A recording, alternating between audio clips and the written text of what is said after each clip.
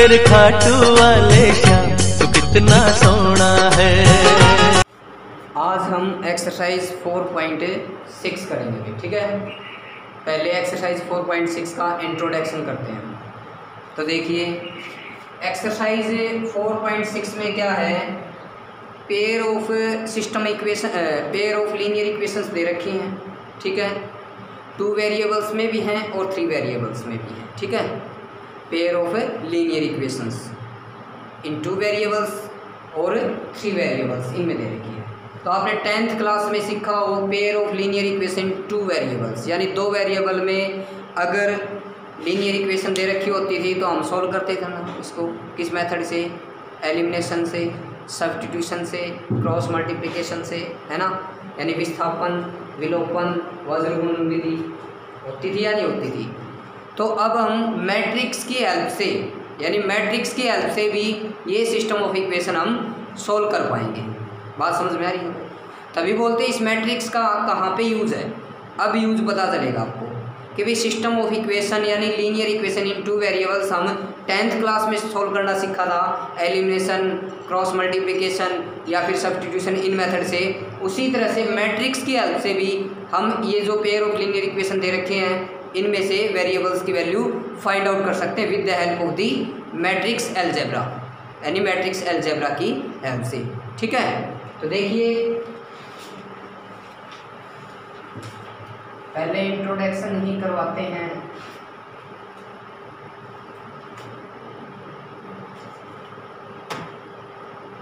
Two variables में दे रखी है आपको पेयर ऑफ लीनियर इक्वेशन, जैसे कि a1x प्लस में b1y प्लस में c1 इज इक्वल्स टू 0 और a2x प्लस में b2y प्लस में c2 इज इक्वल्स टू 0। ये दे रखी हैं 2 वेरिएबल्स में दे रखे हैं भाई, ठीक है। तो पहले हम इसको चेक करते थे कि ये कंसिस्टेंट है या इनकंसिस्टेंट है, मतलब संगत है या असंगत है, चेक करते थे ना भाई। मतलब संगत जब होती थी पेयर ऑफ लीनियर इक्वेशन यानी रैखिक युग्म समीकरण जो होते थे उनके अगर संगत आती थी तब हम उसको सॉल्व करते थे। संगत कब होती थी? जब ये पेयर ऑफ लीनियर इक्वेशंस क्या हो, कॉन्सिडेंट हो, मतलब संपत्ति हो, और इंटरसेक्टिंग हो, मतलब प्रतिच्छेदी हो, तभी तो उसका सॉल्यूशन निकल के आता था, है ना। उसी तरह से देखो हम उसमें तो रेशो लेते थे a1/a2 is equals to b1/b2 is equals to c1/c2, तब बोलते थे कॉन्सिडेंट है भाई, संपत्ति है, ठीक है। अगर a1/a2 बराबर नहीं है c1/c2 तब बोलते थे इंटरसेक्टिंग लाइन, यानी प्रतिच्छेदी हैं। तो इसमें रेशो लेते थे पहले वाले में, यानी 10th क्लास में, लेकिन इसमें रेशो नहीं लेंगे, इसमें क्या लेंगे, मैट्रिक्स। देखिए ध्यान से, तो हम पहले तो लेट करेंगे ए मैट्रिक्स को, ए मैट्रिक्स को लेट करेंगे। ए मैट्रिक्स किसकी हेल्प से बनेगी, एक्स और वाई के कोफिशिएंट से, ठीक है, एक्स और वाई के कोएफिशिएंट से। तो अगर ये इक्वेशंस ऐसे दे रखी है ना तो हम इसको ऐसे लिख लेंगे a1x प्लस में b1y is equal to y minus c1, मतलब ऐसे राइट हैंड साइड। चाहे इसको डायरेक्टली आप प्लस यहाँ पे चलो लिख दिया आप, तो a2x प्लस में b2y इज इक्वल टू क्या हो जाएगा, माइनस है। समझ गए? मतलब अगर ये ऐसे लिखी हुई है मान लो इक्वेशन, तो आपने कॉन्स्टेंट्स को यानी जिसके साथ में x और y नहीं होंगे उसको राइट हैंड साइड में शिफ्ट कर लेना आपने, समझ गए, हमेशा ही। तो देखिए ए जो मैट्रिक्स है वो किसकी हेल्प से बनेगी, x और y के कोफिशिएंट से। पहली इक्वेशन में x और y के कोफिशिएंट बताइए, a1 b1, ठीक है। और फिर सेकंड इक्वेशन में x और y के कोफिशिएंट क्या है भाई, a2 और b2, समझ गए। तो यानी ए मैट्रिक्स बनेगी x और y के कोएफिशिएंट से, और x मैट्रिक्स भी बनेगी। देखो x मैट्रिक्स को भी लिखेंगे ये कॉलम वाइज, यानी जो वेरिएबल आपके इंक्लूड हुए हैं पेयर ऑफ लीनियर इक्वेशन में, मतलब कौन कौन से वेरिएबल आए, x और y, तो ये कॉलम वाइज लिखना आपने। मान लो यहाँ पे z और इंक्लूड हो जाता तो हम नीचे क्या लिख लेते, z और लिख लेते, समझ गए। फिर वही बी मैट्रिक्स है, बी मैट्रिक्स भी बनाएंगे। बी मैट्रिक्स किससे बनेगी, इज इक्वल टू में जो एलिमेंट होंगे, ठीक है, इज इक्वल टू में जो एलिमेंट होंगे उनको कॉलम वाइज अरेंज करना है, यानी माइनस का c1 और माइनस का c2, इससे हमारी बी मैट्रिक्स बनते हैं। यहाँ तक समझ में आया? अब देखिए हम जो सॉल्यूशन है जो चेक करते थे उसमें तो रेशो से देखते थे, A1/A2, B1/B2, C1/C2, इन 3 रेशो को कंपेयर करवाते थे। बट इसमें रेशो कंपेयर नहीं करवाएंगे, इसमें क्या करेंगे, डिटरमिनेंट निकालेंगे इस ए मैट्रिक्स का। ठीक है, देखिए ध्यान से, डिटरमिनेंट निकालेंगे, determinant of A1, B1, A2, B। अब यहाँ पे लिखना इफ, ये जो डिटरमिनेंट निकाला हमने, if determinant of A is equal to does not equal to 0, अगर डज नॉट इक्वल टू 0 आया तब यहाँ पे लिखेंगे इज नॉन सिंगुलर, मतलब जो मैट्रिक्स होगी वो क्या हो जाएगी, नॉन सिंगुलर हो जाएगी। और क्या होगा, यूनिक सॉल्यूशन होगा। क्या सॉल्यूशन होगा भाई, यूनिक सॉल्यूशन एंड कंसिस्टेंट, इसको बोलेंगे कंसिस्टेंट। ठीक है, और जो सॉल्यूशन निकल के आएगा वो क्या लेके चलोगे, Ax is equals to B, Ax is equals to B, यहाँ से निकालेंगे सॉल्यूशन। याद रखना है ये कंडीशन। दूसरी कंडीशन इसी में, if determinant of A is equals to 0 आ गया, ठीक है, तब लिखना इज सिंगुलर, क्या हो जाएगी matrix singular, then there are 2 possibilities, तब 2 पॉसिबिलिटीज अराइज हो जाएंगी। पॉसिबिलिटीज, वो 2 पॉसिबिलिटीज क्या होंगी, इफ एडजॉइंट ऑफ ए की मल्टीप्लाई किसके साथ में भाई, बी के साथ में, एडजॉइंट ऑफ ए की बी के साथ में मल्टीप्लाई करते हैं इज इक्वल टू 0 आ जाए, इज कंसिस्टेंट हो जाएगी, फिर is consistent and many infinitely number of A solution, तब जो सॉल्यूशन होंगे वो मैनी इनफाइनाइटली होंगे भाई। ठीक है, इफ एडजॉइंट ऑफ ए की मल्टीप्लाई बी के साथ में करते हैं, अगर वो डज नॉट इक्वल टू 0 आया, 0 नहीं आया, इज इनकंसिस्टेंट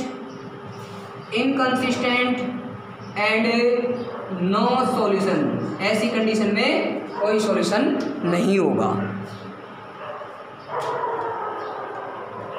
ठीक है, जिस तरह से ये कंडीशंस मैंने 2 वेरिएबल्स में लिखी है पेयर ऑफ लीनियर इक्वेशन की, 2 वेरिएबल्स में यानी x और y में, उसी तरह से क्या होगा 3 वेरिएबल्स में हो जाएगी भाई। अरे 3 वेरिएबल्स में क्या हो जाएगी इक्वेशन, बताइए, A1x प्लस में B1y प्लस में C1z प्लस में, इसको इस साइड सेट कर देते हैं, आपकी बात डायरेक्टली लिख देते हैं। ठीक है, D1, फिर वही A2x plus B2y plus C2z, this is equals to, समझ गए। अब जो A मैट्रिक्स होगी वो क्या बनेगी बोलिए, अच्छा एक और इक्वेशन बनेगी, ये भी खास बात है, अगर 3 वेरिएबल है ना तो 3 इक्वेशन बनेगी, अगर 2 वेरिएबल है तो 2 बनेंगी, ये भी खास बात है। यहाँ पे क्या लिखोगे फिर, A3x प्लस में B3y प्लस में C3z, this is equal to D3। अब जो यहाँ पे लिखना लेट, यानी A जो मैट्रिक्स बनेगी वो क्या आएगी, A1 B1 C1, A2 B2 C2 और A3 B3 और C3, समझ गए। और X मैट्रिक्स क्या बनेगी भाई, X Y Z, और B मैट्रिक्स क्या बनेगी भाई, D1 D2 और D3। ठीक है, बाकी सारी कंडीशन एज इट इज यहाँ पे लिख लेना, ये वाली एज इट इज लिख लेना बस। ठीक है, तो इस तरह से इस एक्सरसाइज का इंट्रोडक्शन हमारा कंप्लीट। अब स्टार्ट करते हैं एक्सरसाइज 4.6, नोट डाउन कीजिए इसको। तो देखिए भाई, अब हम एक्सरसाइज स्टार्ट करते हैं, एक्सरसाइज 4.6, एक्सरसाइज 4.6। तो 6 मार्क्स का क्वेश्चन जरूर आता है इस एक्सरसाइज में से, अगर आएगा तो क्वेश्चन इस एक्सरसाइज में से कितने नंबर का आएगा, 6 मार्क्स का क्वेश्चन आएगा। तो देखिए फर्स्ट और सेकंड क्वेश्चन क्या है भाई, फर्स्ट सेकंड थर्ड सेम है, 2 वेरिएबल्स में इक्वेशन दे रखी है ना x और y में, तो कोई भी एक क्वेश्चन समझ लीजिए, तीनों एक जैसे हैं, first second third question are same. बताइए कौन सा क्वेश्चन समझाएं, फर्स्ट समझा देते हैं। तो फर्स्ट क्वेश्चन में देखिए x plus 2y is equals to 2, 2x plus 3y 2x plus 3y is equals to 3। यहाँ पे लिखना गिवन, ये लाइन जरूर लिखना भाई, given system of equations, given system of equations can be written in the matrix form. ठीक है भाई, जो ऊपर सिस्टम ऑफ इक्वेशन दे रखे हैं उनको किस फॉर्म में लिख लिया, मैट्रिक्स फॉर्म में। तो लेट ए जो मैट्रिक्स बनेगी वो क्या बनेगी भाई, 1 2 2 3, 1 2 2 3। और एक्स मैट्रिक्स क्या बनेगी भाई, एक्स वाई। बताया ना ये मैट्रिक्स किससे बनानी है, एक्स और वाई के कोफिशिएंट से, है ना। अब देखिए बी मैट्रिक्स क्या बनेगी, 2 3, यानी इज इक्वल टू में जो एलिमेंट होंगे वो भी कॉलम वाइज लिखने हैं आपने। ठीक है, अब क्या करना था, क्योंकि ये कंप्लीट ही किस पे डिपेंड करेगा, डिटरमिनेंट पे, तो डिटरमिनेंट निकालना पड़ेगा इसका। तो determinant of A is equals to 1 2 2 3। तो डिटरमिनेंट निकालिए, अभी बोलिए क्या आया, 3 -4, क्योंकि इसके साथ में मल्टीप्लाई 3 फिर माइनस इसके साथ में। तो determinant of A is equal to कितना आया, -1, डज नॉट इक्वल टू 0 भाई, इज नॉन सिंगुलर मैट्रिक्स क्या होगी भाई, non singular and non singular, यहाँ पे लिख देंगे unique solution and consistent, consistent. क्योंकि देखो एक से लेकर कितने क्वेश्चन भाई, दिखाना, एक से लेकर कितने क्वेश्चन, 6 तक, 1 से लेकर 6 तक क्वेश्चनों में यही पूछ रखा है, examine consistency of the following system of equations. भाई जो सिस्टम ऑफ इक्वेशंस दे रखे हैं ना उनकी हमने कंसिस्टेंसी चेक करनी है, यानी कंसिस्टेंट हैं या नहीं है ये बताना है हमने। ठीक है, आगे सॉल्व नहीं करना है, सिर्फ हमने कंसिस्टेंट और इनकंसिस्टेंट देखना है। तो बताइए ये क्या है, कंसिस्टेंट। क्वेश्चन यहीं पे ही कंप्लीट हो गया, बस समझ गए। यानी 1 से लेकर 6 तक के क्वेश्चनों में सिर्फ आपने सिस्टम ऑफ इक्वेशंस को ये देखना है कि वो कंसिस्टेंट है या फिर इनकंसिस्टेंट। समझ गए भाई, तो ये question complete, first second third इसी तरीके से करना हो जाएगा ना भाई। ठीक है, अब देखिए question number 4th 5th 6th same है, तो मैं क्वेश्चन नंबर 4th करवा देता हूँ। ठीक है, उसमें ए है, ए देखिए एक बार, क्वेश्चन नंबर 4 में बताइए, अब 3 वेरिएबल्स में इक्वेशन आ गई भाई, बोलिए क्या है, x plus y plus z x plus y plus z is equals to 1, 1, 2x plus 3y 2x plus 3y plus 2z plus 2z बराबर 2, is equal to 2, ax plus ay plus ay plus 2az plus 2 times of az is equals to 4।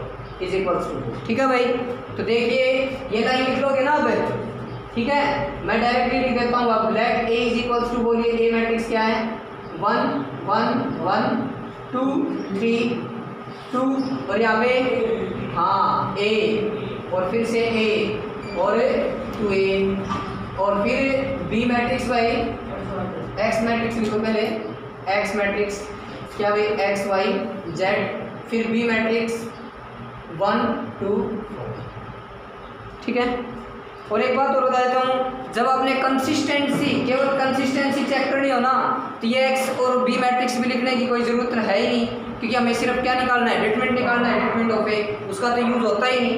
समझ गए, जब solve बोले ना, solve the following system of linear equations. ठीक है, ये जो सिस्टम ऑफ लीनियर इक्वेशन दे रखे हैं, सोल्व करना बोले तब आपने यहाँ पे लिखना पड़ेगा, क्योंकि यहाँ पे फिर आगे जब सॉल्यूशन निकालेंगे तो वहाँ पे ज़रूरत पड़ेगी हमें इसकी। समझ गए, तो कंसिस्टेंसी चेक करनी है तो देखो टाइम सेव करो, यहाँ पे ये मान के चलो 4 या 5 सेकंड आपकी लगेंगी, है ना, इसको लिखने में, और जबकि इसका यूज है ही नहीं जब कंसिस्टेंसी चेक करते हैं। समझ गए, सोल्व बोले तब आपने आगे करना है।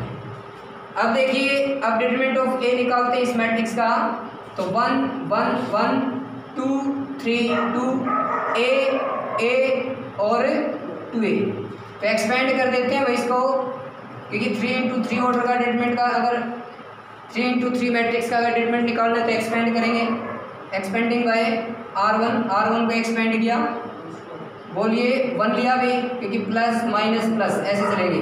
तो देखिए ये कॉलम गई, ये रो गई, कितना आया 6a माइनस का 2a और फिर वही -1, फिर आ जाएगा 4a माइनस में 2a, फिर वही प्लस का 1, कितना आ गया भाई 2a माइनस 3a।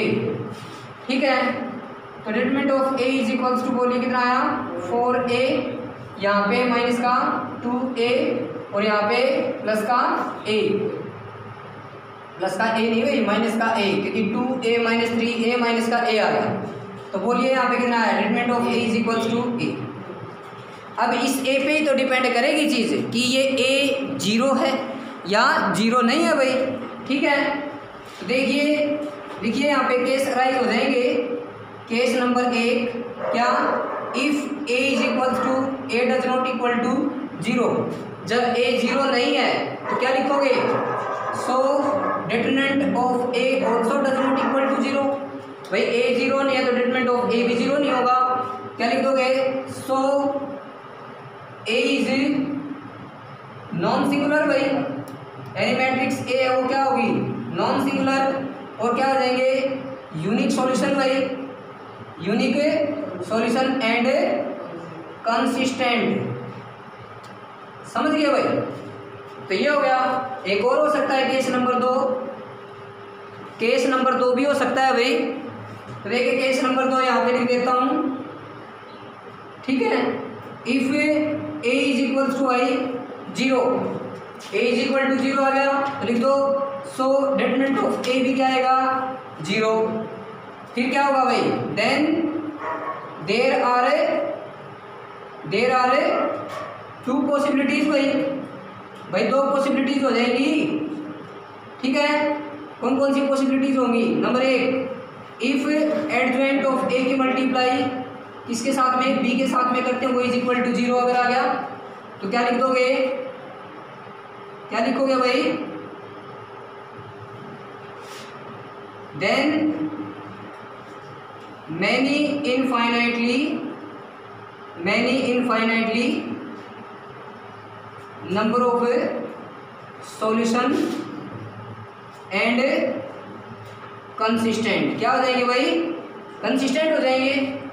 अगर इफ एडजॉइंट ऑफ a की मल्टीप्लाई b के साथ में की वो डज नॉट इक्वल टू 0, तब क्या होगा भाई, नो सॉल्यूशन, कोई सॉल्यूशन नहीं होगा, एंड इनकंसिस्टेंट, क्या हो जाएंगे, समझ में आया भाई, बोलो बोलो भाई।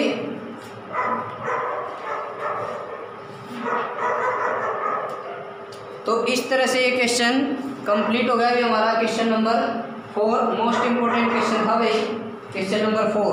क्वेश्चन नंबर 4 कंप्लीट, यानी 1 से लेकर 6 तक हमारे क्वेश्चन कंप्लीट हो चुके हैं भाई, क्योंकि फर्स्ट सेकंड थर्ड मैंने बता दिया था, क्वेश्चन नंबर 1 समझाया वो एक जैसे थे, फिर क्वेश्चन नंबर 4 से लेकर 6 तक सेम थे, क्वेश्चन नंबर 4 मैंने समझा दिया।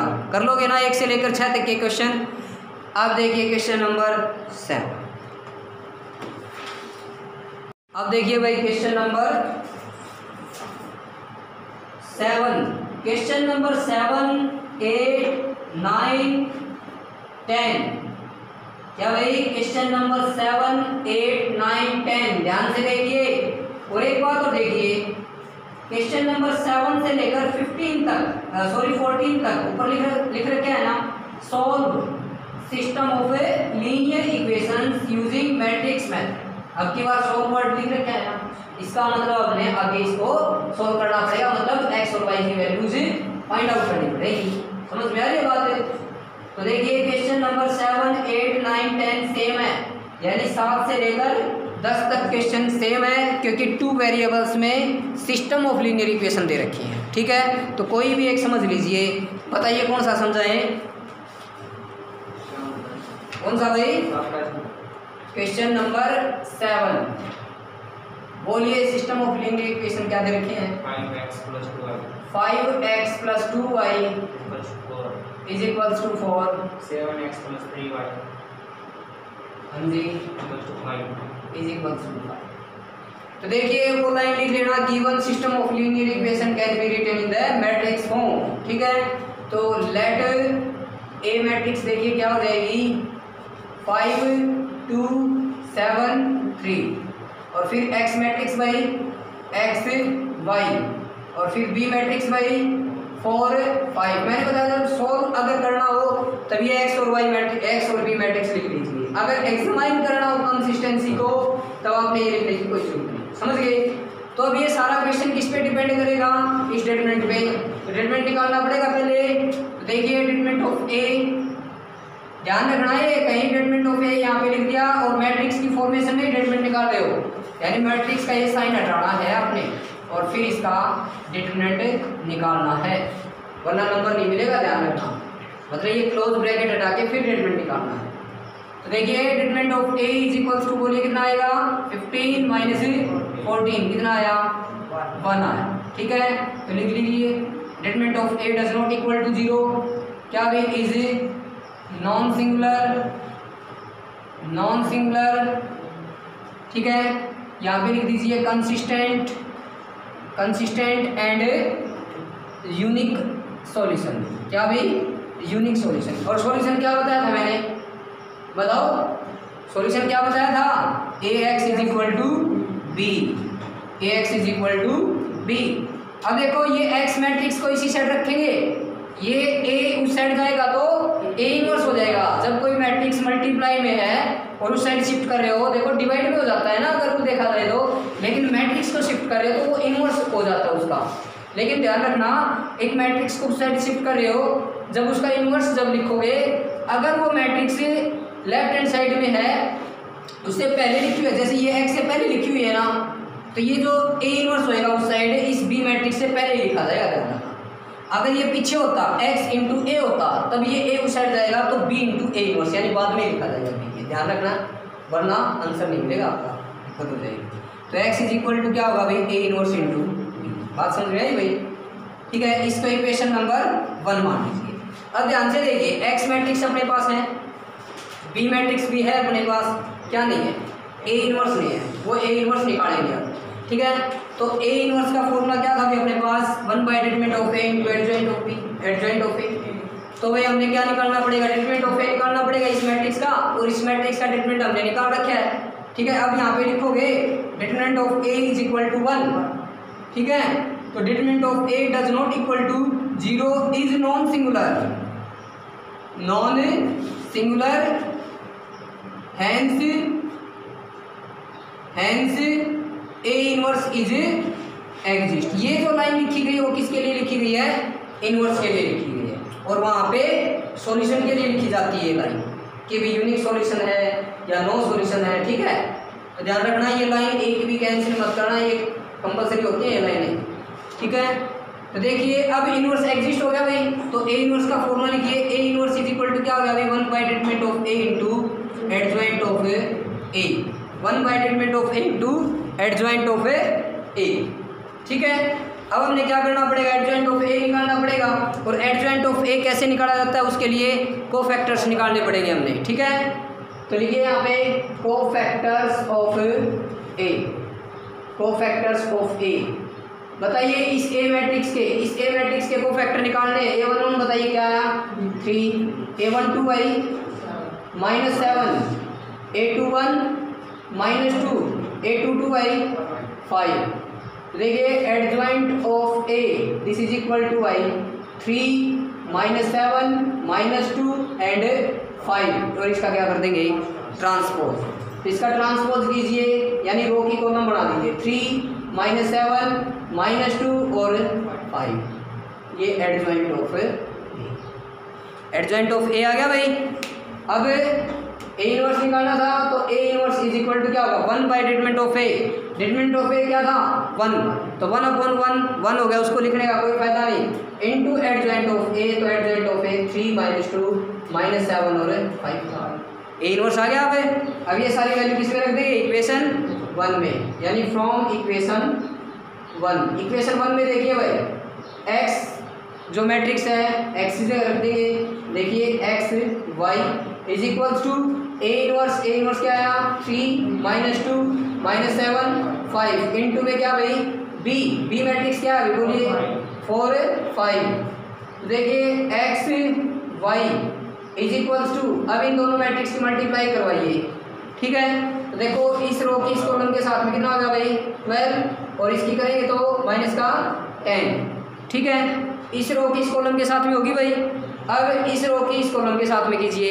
अब सेकंड रो की फर्स्ट कॉलम के साथ में, तो ये कौन सा एलिमेंट होगा? 8 to 1 होगा। और 8 to 1 एलिमेंट कहाँ लिखा जाएगा? नीचे लिखा जाता है भाई, फर्स्ट रो के नीचे। तो लिखिए, यानी माइनस का 28 प्लस में 25। समझ में आया? तो देखिए x y this is equal to, बोलिए कितना आया? 2 और माइनस 3। जब दो मैट्रिक्स इक्वल हैं तो इनके कोरस्पॉन्डिंग एलिमेंट्स इक्वल होंगे।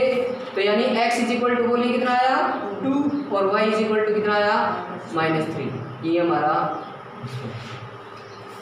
ठीक है, अगर आपने वेरिफिकेशन करनी है कि आंसर गलत आया या सही आया है, तो उसके लिए आप क्या करोगे? ये x और y की वैल्यू जो इक्वेशन थी ना, इनमें रख के देख लीजिए। अगर ये लेफ्ट हैंड साइड और राइट हैंड साइड इक्वल आ गई तो ये x और y की वैल्यू बिल्कुल सही है। रख के देख लीजिए। चाहे 5 × x की जगह 2 रखा, प्लस में 2 × y की जगह -3 रखा। 5 2 10, -6 कितना आया भाई? 4 के इक्वल आना चाहिए था। तो इसलिए x और y की वैल्यू हमारी बिल्कुल सही है। इसको नोट कर लीजिए, क्वेश्चन को नोट कर लीजिए ताकि दिक्कत ना आए। देखिए, देखो भाई क्वेश्चन नंबर कहाँ से? 11, 12, 13, 14। सेम अभी मैं क्वेश्चन नंबर 11 करवा देता हूँ, क्योंकि सेकंड जो इक्वेशन है उसमें इज इक्वल टू में फ्रैक्शन में कांस्टेंट दे रखा है 3/2। ठीक है, ये क्वेश्चन करवा देता हूँ 11। बाकी सेम है, ऐसी बात नहीं है। ये क्वेश्चन समझाते ही आप अदर क्वेश्चन कर लोगे अगर कोई गलती ना करो। समझ गए? तो अब देखिए क्वेश्चन नंबर 11। बोलिए question number 11 statement. 2x plus y plus z 2x plus y plus z plus z is equals to 1. x minus 2y x minus 2y minus z plus 3y2 is equals to 3/2. बोलो। और 3y x minus 3x 3y 3x 3y 3y minus 5z minus 5z equals to 9. Is equals to 9। ये तो देखिए बिल्कुल same है। ठीक है, जो हमने पहले वाले किए हैं, देखिए ध्यान से। जिस तरह से टू वेरिएबल्स में किए थे क्वेश्चन, सेम उसी तरीके से वो लाइन लिख लेना। देखिए ए मैट्रिक्स क्या बनेगी? बोलिए 2 1 1 1 -2 -1। ये वही z है भाई, ये 2 मत समझ जाना 0, क्योंकि इसमें x नहीं है, तो 3 - 5। ठीक है, और x मैट्रिक्स क्या होगी भाई? x y z। और b मैट्रिक्स क्या होगी भाई? 1 3/2 और 9। ये होगी। ठीक है, अब डिटरमिनेंट निकालेंगे इसका। ठीक है, डिटरमिनेंट निकालेंगे तो देखिए क्या होगा भाई। ये मैट्रिक्स का साइन हटाएंगे, यानी 2 1 1 1 -2 -1 0 3 -5।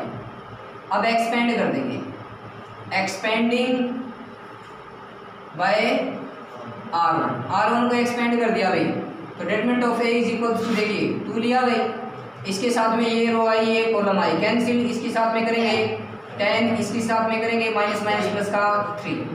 ठीक है, फिर -1 तो -5 प्लस 0, फिर प्लस का 1 0, सॉरी 0 नहीं 3 प्लस 0। समझ गए ना भाई ये कैसे आया? तो देखिए भाई 10 + 3 कितना हो गया? 13 इज 26 माइनस प्लस 5 प्लस 3 कितना हो गया भाई? Determinant of A is equal to 34।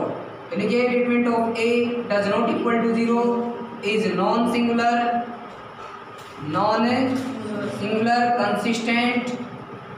Consistent and unique solution भाई, यूनिक सॉल्यूशन। अब जो सॉल्यूशन था वो क्या बताया था? ax is equals to b और x is equals to a inverse into b। इसको इक्वेशन नंबर 1 मान लोगे। बोलो समझ में आया यहाँ तक? तो आगे देखिए, अब देखिए अब आगे भाई। अब देखो x मैट्रिक्स अपने पास है, b मैट्रिक्स भी है, a इनवर्स नहीं है। a इनवर्स निकालना पड़ेगा, उसके लिए पहले इसकी एग्जिस्टिविटी चेक करनी पड़ेगी। वो कैसे पता चलेगी? डिटरमिनेंट ऑफ a पर। तो देखो डिटरमिनेंट ऑफ a कितना आया हुआ था? 34। तो लिख दीजिए determinant of a does not equal to 0 is non singular hence hence A inverse is exist. A inverse exist कर गया भाई। तो ए इनवर्स का फॉर्मूला लिखिए, A inverse is equal to 1 by determinant of A into adjoint of A. Determinant of A तो है अपने पास, adjoint of ए निकालना पड़ेगा, उसके लिए कोफैक्टर्स निकालने पड़ेंगे। तो कोफैक्टर्स ऑफ ए, तो बताइए A11 भाई। देखो एक बात बता देता हूँ, पहले 3 कोफैक्टर आपके यानी A11, A12 और A13 कहाँ से ले सकते हैं? जो डिटरमिनेंट निकाला है ना आपने यहाँ से, क्योंकि टाइम सेव हो जाएगा। एक बात बताइए, ये जो 10 + 3 रिजल्ट आया ये 2 का ही तो आया है भाई। 2 के साथ में कौन सी रो आई? ये और कॉलम ये है, ये कैंसिल होगी है ना। ये 2 का पहला कोफैक्टर यानी A11 पहला कोफैक्टर आ जाएगा, फिर 1 वाला लिया था हमने, ठीक है। ये कौन सा कोफैक्टर आ जाएगा? A12 और ये A13। कहने का मतलब अगर R1 एक्सपेंड किया है ना, R1 से रिलेटेड जो जो एलिमेंट आए हैं वो उसके कोफैक्टर यहाँ पे लिख सकते हो। मान लो आपने R2 का एक्सपेंड किया होता, तभी ये बीच वाले तीनों कोफैक्टर किसके होते? A21, A22 और A23। समझ गए? तो पहले देखो 3 एटलीस्ट 3 कोफैक्टर तो आ जाएंगे आपके, टाइम सेव हो जाएगा। समझ रहे हो बात को भाई? ठीक है। अब ध्यान रखना ये 2 कैलकुलेट नहीं करना, इसके अंदर वाले लेने, क्योंकि 2 तो रिजेक्ट ही कर देते इसके साथ में ऐसे, ठीक है। केवल ये अंदर वाले एलिमेंट लिखने हैं बस। समझ गए? तो देखिए कितना आ गया भाई यहाँ पे 13 और A12 -5 + 5 हो जाएगा, क्योंकि ओड हो गया भाई, ठीक है ना। और A13 भाई 3 बता दिया मैंने, ये कैलकुलेट नहीं करना है, सिर्फ इसके अंदर वाला इसका सोल्यूशन, ठीक है। अब अदर जो कोफैक्टर बच गए वो तो निकालने पड़ेंगे हमने, ठीक है। तो देखिए A21 मतलब सेकंड रो फर्स्ट कॉलम कितना आया? -5 -3 यानी -8 + 8 हो जाएगा। और A22 भाई सेकंड रो सेकंड कॉलम -10, ये 0 हो गया भाई, तो माइनस का 10। और A23 देखिए अब सेकंड रो थर्ड कॉलम 6 आ गया भाई, ये 0 कितना आया? 6, बट इससे माइनस हो जाएगा। तो देखिए A31 देखिए भाई थर्ड रो, ठीक है, फर्स्ट कॉलम -1 + 2 कितना आया? प्लस का 1। तो A32 भाई थर्ड रो, ठीक है, सेकंड कॉलम माइनस का 2 माइनस का 1 माइनस का 3 प्लस का 3 हो जाएगा। A33 भाई थर्ड रो थर्ड कॉलम -4 -1 -5 हो गया, ठीक है। तो देखिए adjoint of A this is equal to 13 5 3 8 -10 -6 1 3 -5, इसका क्या कर देंगे? ट्रांसपोज, ठीक है। तो एडजॉइंट ऑफ ए आ जाएगा। तो देखिए एडजॉइंट ऑफ ए क्या है भाई? 13 5 3 8 -10 -6 1 3 -5। एडजॉइंट ऑफ ए आ गया भाई। तो ए इनवर्स बोलिए क्या हो जाएगा? A inverse is equals to 1/, determinant of A, determinant of A कितना है? 34, तो 1/34 इंटू एडजॉइंट ऑफ ए यानी 13 8 1 5 -10 3 3 -6 -5, ठीक है। तो ये आ जाएगा इसमें ए इनवर्स। अब ये वैल्यूज किस में रखेंगे भाई? इक्वेशन नंबर 1 में, ठीक है। अब मैं इसको साफ कर देता हूँ, इस वाली चीज को देखिए, इसको रफ कर दिया मैंने।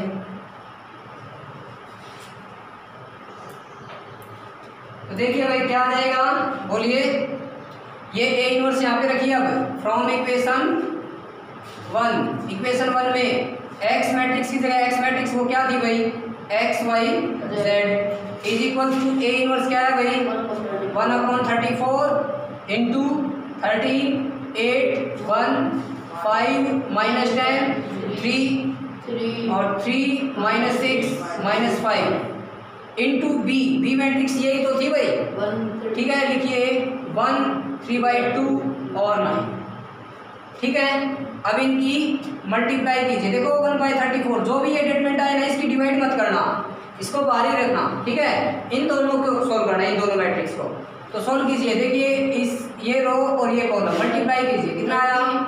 13 प्लस, ठीक है। प्लस में देखो 8 इंटू 3/2 करोगे क्योंकि मल्टीप्लाई करनी है, तो 2 4 जा 8 और 4 3 जा 12 आ गया भाई। बोलो समझ में आया नहीं आया? और प्लस में कितना आ गया भाई? 9, ठीक है। तो इस रो की इस कॉलम के साथ में होगी। अब सेकंड रो की इसके साथ में करेंगे, तो बोलिए कितना आया? 5 और -10 की इसके साथ में मल्टीप्लाई करोगे 3/2 के साथ में 2 5 जा 10 5 3 जा 15 तो माइनस का 15 हो गया भाई और प्लस में कितना हो गया भाई 27। अब इस रो की इस कॉलम के साथ में करोगे तो कितना आएगा 3 और इसके साथ में करोगे तो माइनस का 6 इंटू 3/2 2 3 जा 6 3 3 जा 9 माइनस का 9 और माइनस का 45। देखिए 1/34 तो 13 + 12 कितना होगा 25 + 9 यानी 34 और 27 और +5 32 और -15 क्या आया भाई 17। ठीक है माइनस का 54 और प्लस में 3 कितना होगा भाई माइनस का 54 और प्लस का 3 माइनस का 51 बच गया भाई माइनस का 51। अब इसको डिवाइड करेंगे 34 से बोलिए क्या आया 1 और यहाँ पे 1/2 क्योंकि 17/34 होगा 1/2 आ जाएगा यहाँ पे -3/2 और ये किसके इक्वल चल रहा है भाई x y z के। तो बताइए x की वैल्यू क्या आई इसको साफ कर देता हूँ। x की वैल्यू कितनी आई 1 और y की वैल्यू कितनी आई 1/2 और z की वैल्यू कितनी आई माइनस का 3/, ये वाला। बोलिए समझ में आया नहीं आया। मोस्ट इम्पोर्टेंट क्वेश्चन था भाई ये 11th question most important question है। ठीक है तो क्वेश्चन नंबर 11 से लेकर कहाँ तक भाई 14 तक निशान लगा लो 11 से लेकर 14 तक मोस्ट इम्पोर्टेंट है। यानी 6 नंबर का जो क्वेश्चन आना है वो इन्हीं में से ही आएगा। क्वेश्चन नंबर 11 से लेकर 14 और 15 भी इंक्लूड कर लीजिए भाई 15 भी इंक्लूड कर लीजिए। ठीक है 15 के भी लगा लीजिए। तो इस तरह से भाई क्वेश्चन नंबर कहाँ तक भाई 14 तक हमारे कंप्लीट हो गए। अब देखिए क्वेश्चन नंबर 15 भाई। अब क्वेश्चन नंबर 15 में क्या बोला है इफ ए मैट्रिक्स दे रखी है ये फाइंड ए इनवर्स इसका ए इनवर्स निकालना है यूजिंग ए इनवर्स यानी ये जो ए इनवर्स निकालना है इसका यूज कीजिए। Solve the system of equations यानी ये जो सिस्टम ऑफ इक्वेशंस दे रखी है इनको सॉल्व करना है। ठीक है यानी ए जो मैट्रिक्स दे रखी है उस इनवर्स का यूज करते हुए आपने in pair of linear equations को क्या करना है सॉल्व करना। समझ गए। अभी तक तो सिस्टम ऑफ इक्वेशंस देता रहा और सॉल्व करवा रहा था लेकिन अब एक मैट्रिक्स दे रहा है आपको और उस मैट्रिक्स का इनवर्स निकलवा के फिर सिस्टम ऑफ इक्वेशंस निकलवा रहा है। ये भी खास बात बता देता हूँ मैं आपको क्या जो गिवन मैट्रिक्स होगी ना जो दे रखी है और जो सिस्टम ऑफ लीनियर इक्वेशन जो दे रखे हैं उससे जो ए मैट्रिक्स बनेगी वो इससे क्या होगी सेम बनती मिलेगी। ठीक है सेम बनती मिलेगी। देख लो चाहे 2 - 3 5 3 2 - 4 1 1 -2 बताइए नहीं बन रही कैसे बन रही है ना। और कई बार क्या होता है सेम नहीं बनेगी कैसे इसका ट्रांसपोज करके दे रखा होगा ट्रांसपोज करके भी दे रखा होगा जैसे कि ये 2 - 3 5 रो वाइज लिख रखा है ना इसको कॉलम वाइज भी अरेंज करके और फिर इसका इनवर्स से यूज करवा सकता है। तो अभी देखिए इस क्वेश्चन के लिए देखिए फिर एक ट्रांसपोज वाला और क्वेश्चन करवाऊंगा मैं। ठीक है ट्रांसपोज वाला भी क्वेश्चन करवाऊंगा। देखो एनसीईआरटी में क्वेश्चन नहीं दे रखा है लेकिन एलिमेंट प्योर चीज है इम्प्योर चीज नहीं है। एलिमेंट जिस बंदे ने कर लिया वो मार नहीं खाएगा कभी क्योंकि इसमें देखो ट्रांसपोज वाला क्वेश्चन नहीं दे रखा है लेकिन एलिमेंट वालों ने दे रखा है। तो मैं वहाँ से क्वेश्चन उठा के आपको समझाऊंगा हो सकता है एग्जाम में आ जाए। ठीक है तो देखिए अभी मैं क्वेश्चन नंबर 15 करवाता हूँ आपको। देखिए क्वेश्चन नंबर 15 गिवन वो जो ए मैट्रिक्स दे रखी है बोलिए क्या है 2 - 3 5 2 - 3 5 3 2 -4 -4 1 1 1 1 -2 ये और सिस्टम ऑफ इक्वेशंस दे रखी है उसको तो बाद में संभालेंगे पहले इसका इनवर्स निकालेंगे। ठीक है इनवर्स के लिए क्या करेंगे इसका डिटरमिनेंट निकालेंगे इसकी एग्जिस्टिविटी चेक करेंगे। तो देखिए डिटरमिनेंट ऑफ ए 2 - 3 5 3 2 -4 1 1 -2। अब इसको एक्सपेंड कीजिए एक्सपेंडिंग बाय R1 को एक्सपेंड कर दीजिए। तो determinant of A is equal to देखिए प्लस का 2 है बताइए कितना आया -4 + 4 तो ये +3 हो जाएगा। ठीक है बताइए कितना आया -6 + 4 और प्लस का 5 ठीक है, तो 3 माइनस 2। तो देखिए कितना आया भाई, determinant of A is equals to, ये 0 हो गया भाई, ठीक है। यहाँ पे कितना आ गया भाई, माइनस का 6 और यहाँ पे प्लस का 5। तो determinant of A is equal to कितना आया, -1। तो determinant of A does not equal to 0, is non singular. यहाँ पे कंसिस्टेंट नहीं लिखना है, कहीं कंसिस्टेंट यूनिक सॉल्यूशन लिखो कि कंसिस्टेंट और यूनिक सॉल्यूशन किसके लिए, system of pair of linear equation के लिए लिखा जाता है। ये तो एक मैट्रिक्स थी, इसका इनवर्स ही तो चेक कर रहे हैं। यहाँ पे क्या लिखोगे, hence A inverse is exist, ठीक है। तो A inverse is equals to क्या, 1 by determinant of A into adjoint of A. अब एडजॉइंट ऑफ ए निकालना पड़ेगा, उसके लिए वही कोफैक्टर्स निकालने पड़ेंगे। तो कोफैक्टर्स ऑफ ए, ठीक है। ए मैट्रिक्स के कोफैक्टर निकालिए, बोलिए। A1 और मैंने बताया था पहले 3 कोफैक्टर यहाँ से ले सकते हो आप, बोलिए भाई 0, A12 प्लस का 2 हो जाएगा, A13 1 आ जाएगा, ठीक है। A21 बताइए, second row first column minus plus का 6 माइनस का 5 1 हो जाएगा, -1 हो जाएगा यहाँ पे। A22 second row second column -4 -5 -9 और A23 भाई सेकंड रो थर्ड कॉलम बोलिए भाई, प्लस का 2 प्लस का 3 प्लस का 5, बट यहाँ से माइनस हो जाएगा, ठीक है। तो A31 भाई थर्ड रो फर्स्ट कॉलम कितना हुआ, 12 - 10 यानी 2। फिर भाई A32 यानी थर्ड रो सेकंड कॉलम कितना हुआ भाई, माइनस का 8 माइनस का 15 माइनस का 23, तो प्लस का 23 हो जाएगा। A33 third row third column 4 + 9 यानी 30। तो कोफैक्टर आगे भी अपने इसको मैट्रिक्स में लगा लीजिए, तो एडजॉइंट ऑफ ए आ जाएगा अपने पास में, फिर उसका ट्रांसपोज कर देंगे। देखिए 0 2 और 1, फिर भाई -1 -9 -5 और फिर 2 23 और 30, इसका ट्रांसपोज करिए तो ये एडजॉइंट ऑफ ए आ जाएगा अपने पास। बोलिए क्या आया, 0 2 1 -1 -9 -5 2 23 और 30, ठीक है।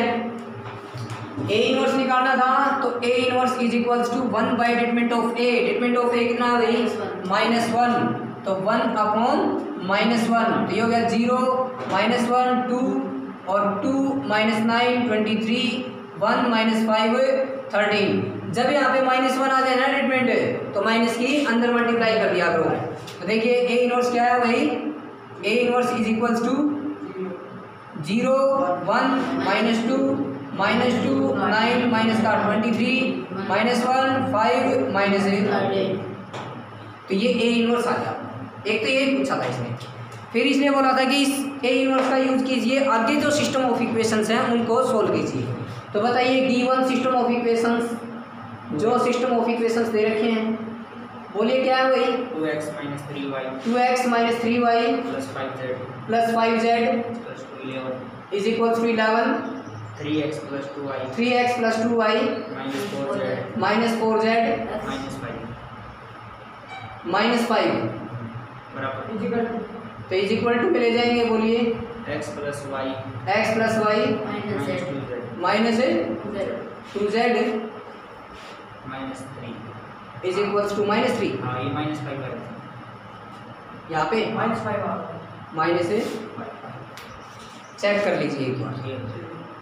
अब देखिए ध्यान से, इससे ए मैट्रिक्स बनाए, तो देखिए ध्यान से वो लाइन जरूर लिख लेना भाई, 2 -3 5 3 2 -4 1 1 -2।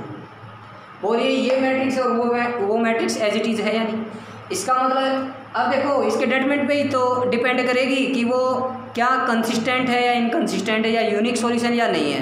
तो इसका डिटरमिनेंट निकालो चाहे इसका निकालो, बात तो एक ही है, ठीक है। तो इसका डिटरमिनेंट हम निकाल चुके हैं, वो क्या है, डज नॉट इक्वल टू 0 है। यहाँ पे यही लिखिए बस, statement of A does not equal to 0 is a non singular, ठीक है भाई, नॉन सिंगुलर और क्या भाई कंसिस्टेंट एंड यूनिक सॉल्यूशन। और वो जो सॉल्यूशन था, अब लिखिए क्या सॉल्यूशन था, A X is equals to B था भाई, और x इज इक्वल टू क्या था भाई, ए इनवर्स इंटू बी। अब x की जगह x मैट्रिक्स रख देंगे, x मैट्रिक्स और लिखिए भी यहाँ पे x y z, और बी मैट्रिक्स और बढ़ाइए 11 -5 और -3, ठीक है। तो देखिए एक्स मैट्रिक्स की जगह एक्स मैट्रिक्स रख दी एक्स वाई जेड और ए इनवर्स की जगह ए इनवर्स। अब यूज कर लेंगे ना भाई ए इनवर्स जो कि निकाला था। देखो इसका इनवर्स निकालो, उसका निकालो, बात एक ही है, ठीक है। तो इस मैट्रिक्स का इनवर्स यह है तो इस मैट्रिक्स का भी इनवर्स यही होगा भाई। तभी तो इसने बोला था यूजिंग, यानी इस मैट्रिक्स का इनवर्स यूज करते हुए ये सॉल्व करने थे हम, समझ गए। तो रखिए अब ये इनवर्स, बताइए क्या था, 0 1 -2, ठीक है, -2 9 और माइनस का 23 -1 5 और -13 इंटू बी क्या है 11 -5 और -3। अब क्या करना है, आगे करवाने की कोई ज़रूरत नहीं है, क्यों, क्योंकि इन दोनों मैट्रिक्स की आपने मल्टीप्लाई करनी है, जो आएंगे फिर कोरस्पॉन्डिंग एलिमेंट्स इक्वल रख देना, एक्स वाई जेड की वैल्यूज आ जाएगी। आ गया समझ में। तो अब देखिए मैंने ये बताया था यहाँ पे जो मैट्रिक्स है और इससे जो सिस्टम ऑफ इक्वेशन से जो मैट्रिक्स बनेगी इसका ट्रांसपोज वाला क्वेश्चन बताया मैंने। अब वो क्वेश्चन करवा के दिखाता हूँ एलिमेंट में से। देखिए इस क्वेश्चन को नोट डाउन कर लीजिए या फिर देखिए आगे क्वेश्चन एक्स्ट्रा है। देखो एलिमेंट का क्वेश्चन है, एलिमेंट मैथ का क्वेश्चन है जो कि क्वेश्चन नंबर 9 है और एक्सरसाइज 5.4 है। बोलिए ए मैट्रिक्स दे रखी है 1 1 1 1 1 1 1 2 -3 1 2 -3 2 -1 3 2 -1 3 और जो सिस्टम ऑफ इक्वेशंस दे रखे हैं वो बोल देना, ऊपर लिख देना x + y + 2z x + y + 2z = 0 is equal to 0 x + 2y - z = 9 x - 3y + 3z = -14। अब ध्यान से देखना भाई, ऊपर वाली जो सिस्टम ऑफ लीनियर इक्वेशंस दे रखे हैं उससे जो ए मैट्रिक्स बनेगी वो कैसे बनेगी 1 1 2, ठीक है, और 1 2 -1 रो वाइज चल रही है, ठीक है, और 1 -3 3 ऐसे चल रही है, जबकि इसमें क्या कर रखी है कॉलम वाइज, है ना। अब मान लो ये क्वेश्चन आ जाए, कहाँ जाएगा वो, फिर कहाँ जाएगा वो फिर माथा ही मारता रह जाएगा। उन्हें नकल मिल जाओ तो अलग बात है, या फिर जिस बंदे ने एलिमेंट कर रखा है वो आपके पास आ जाए तो कर लो, वरना बस हो। देखो क्वेश्चन नंबर ये वाला 9 कैसे सॉल्व करेंगे, वही पहले तो इस मैट्रिक्स का क्या करना, हमने इनवर्स फाइंड आउट करना है, तो इनवर्स निकालें। तो determinant of A is equals to, देखिए 1 1 1 1 2 -3 2 -1 3। अब क्या करेंगे, डिटरमिनेंट निकालेंगे, उसके लिए एक्सपेंड कीजिए इसको, एक्सपेंडिंग बाय आर। तो determinant of A is equals to, देखिए 1, ठीक है, ये रो गई ये कॉलम गई, इसके साथ में भाई 6 -3 हो जाएगा भाई, क्योंकि माइनस माइनस प्लस कट फॉर्मूले का माइनस रह गया, ठीक है, फिर -1, तो ये कॉलम गई ये रो गई, इसके साथ में करेंगे 3 + 6 हो गया भाई, फिर प्लस का 1 यानी माइनस का 1 और माइनस का 4 हो जाएगा। तो बोलिए determinant of A is equals to कितना है 3, यहाँ पे -9 और यहाँ पे -5, ठीक है, -5 हो गया भाई। तो determinant of A is equals to कितना आया -11। तो determinant of A does not equal to 0 is non singular. यहाँ पे सॉल्यूशन वगैरह कुछ नहीं लिखना है, हम ए इनवर्स निकाल रहे हैं, सिस्टम ऑफ लीनियर इक्वेशन नहीं उठाई अभी, ठीक है। क्या लिखोगे, hence A inverse is exist, A inverse exist करता है। तो A inverse is equals to, देखिए क्या आएगा 1 by determinant of A into adjoint of. तो देखिए वही अब क्या करना पड़ेगा, कोफैक्टर्स निकालने पड़ेंगे। तो कोफैक्टर्स ऑफ ए, ठीक है, तो कोफैक्टर्स बताइए, A11 बोलिए, मैं पहले 3 कोफैक्टर यहाँ से ले लीजिए, 3 आ जाएगा और A12 माइनस का 9 हो जाएगा, फिर A13 वही माइनस का 5, ठीक है, और A21 बोलिए, A21 second row first column 3 + 1 यानी 4 बट -4 हो जाएगा। A22 वही सेकंड रो सेकंड कॉलम, तो यहाँ पे 3 और माइनस का 2 कितना आया 1 भाई। A23 second row third column -1 -2 कितना है, -3 + 3 हो जाएगा। ठीक है, और A31 बोलिए भाई, थर्ड रो फर्स्ट कॉलम -3 -2 यानी -5, और A32 भाई थर्ड रो सेकंड कॉलम -3 -1 कितना है, -4 + 4 हो जाएगा। A33 भाई थर्ड रो थर्ड कॉलम 2 -1 यानी 1। ठीक है, तो भाई देखिए एडजॉइंट ऑफ ए क्या आ गया अपने पास है, एडजॉइंट ऑफ ए, तो इसको मैट्रिक्स में लगाइए भाई 3 -9 और फिर भाई -5, फिर भाई -4 1 और 3 और -5 4 और 1 भाई इसका क्या करेंगे, ट्रांसपोज। तो देखिए adjoint of A this is equals to 3 -9 -5 -4 1 3 -5 4 1। तो ये एडजॉइंट ऑफ ए आ गया अपने पास। ए इनवर्स निकालना था, तो A inverse is equals to बोलिए क्या आया, 1 बाय डिटरमिनेंट ऑफ ए, तो 1 बाय -11 इनटू में एडजॉइंट ऑफ ए यानी 3 -4 -5 -9 1 4 -5 3 1।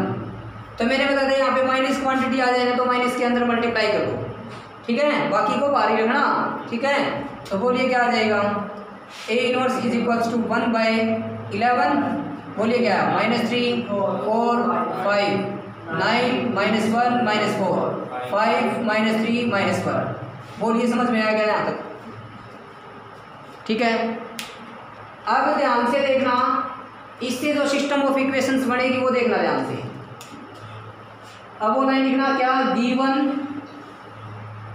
System of equation can be written in the matrix form. ठीक है, अब देखिए क्या करके उससे मैट्रिक्स अगर बनाएंगे तो वो ए इज इक्वल्स टू क्या भाई, क्या भाई 1 1 2 1 2 -1 1 -3 और 3।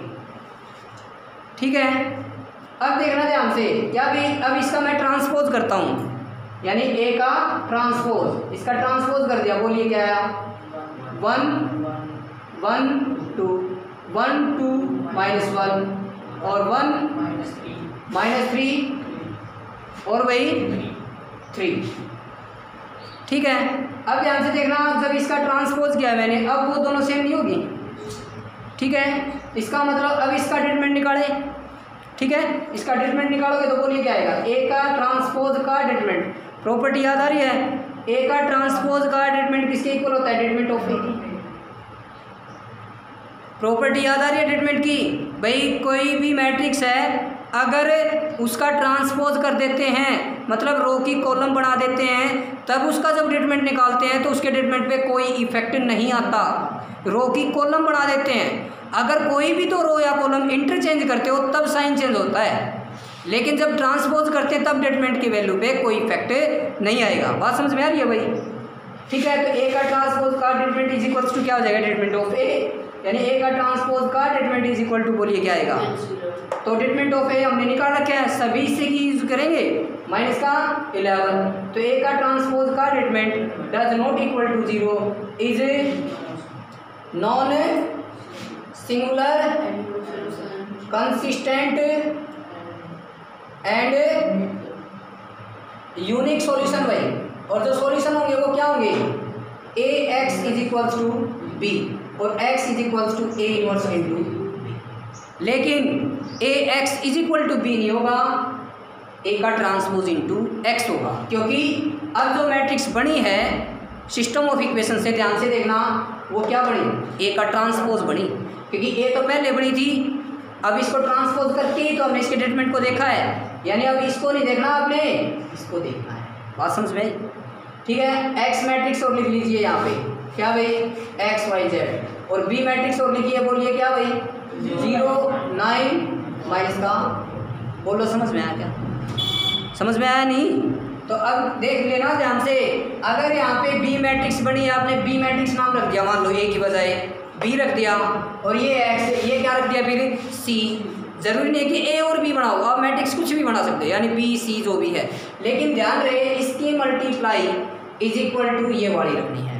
ठीक है। अब ये ए का ट्रांसपोज बन गई मैट्रिक्स से, तो ए का transpose x is equal to क्या लिखोगे, बी। समझ गए। अब इसको कैसे लिखोगे, अब ये ए का ट्रांसपोज है, उस साइड जाएगा तो इनवर्स हो जाएगा। क्या लिखोगे इसको, ए का ट्रांसपोज का इनवर्स इनटू बी। जबकि इस क्वेश्चन में बोल रखा है इसने कि इस मैट्रिक्स का जो इनवर्स निकाला है ना,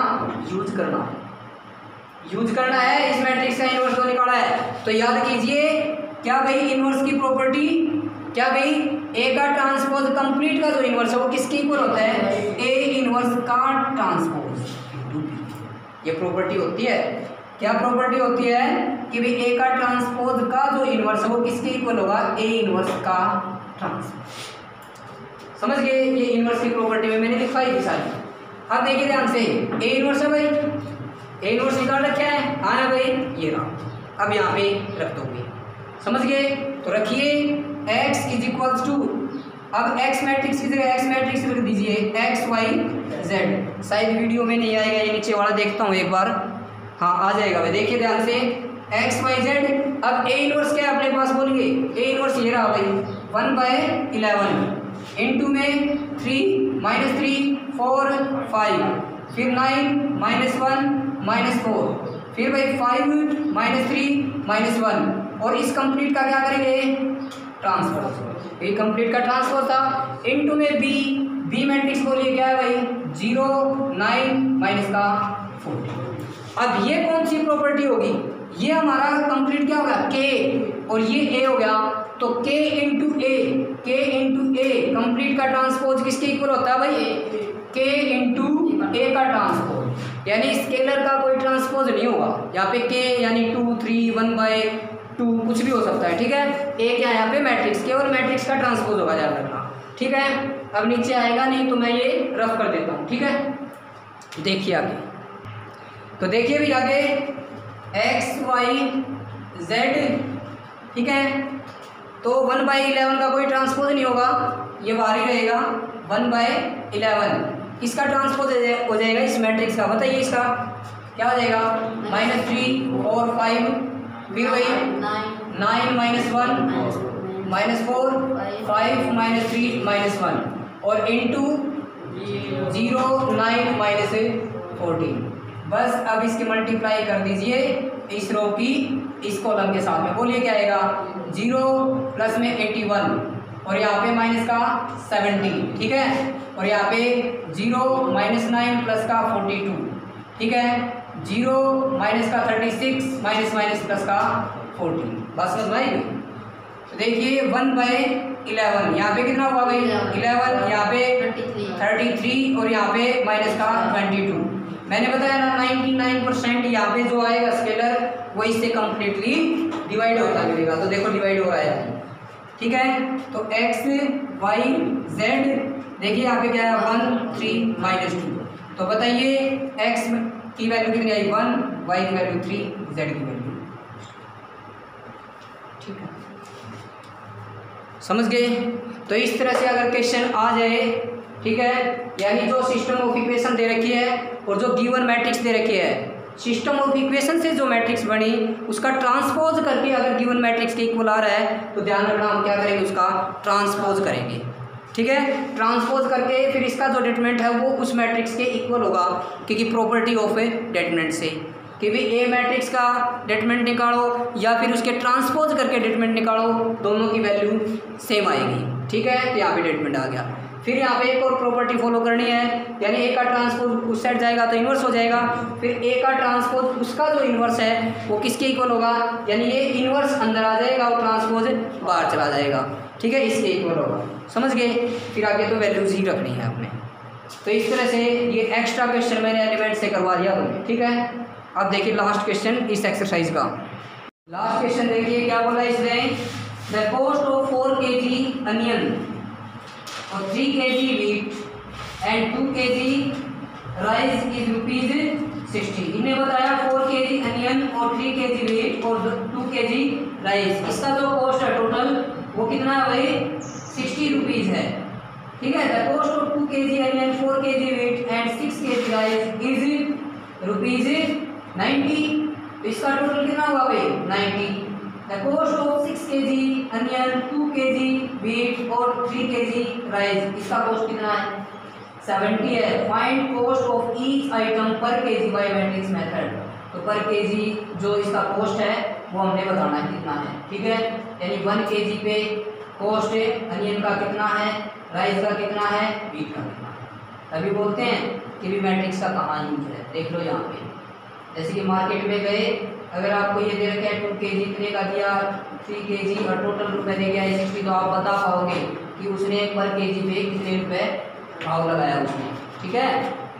तो देखिए क्वेश्चन नंबर 16 लिखिए, the cost of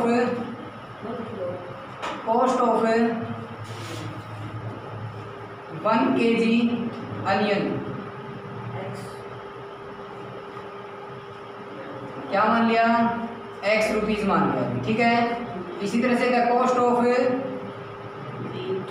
kg wheat, इसका क्या मान लिया भाई, y रुपीज, और राइस का z मान लिया, z रुपीज। अब अकॉर्डिंग टू क्वेश्चन इसने बताया क्या भाई, 4 kg अनियन, तो 1 kg का जो कॉस्ट है वो x है, तो 4 kg का कितना हो जाएगा, 4x plus 3y plus 2z, this is equal to 60।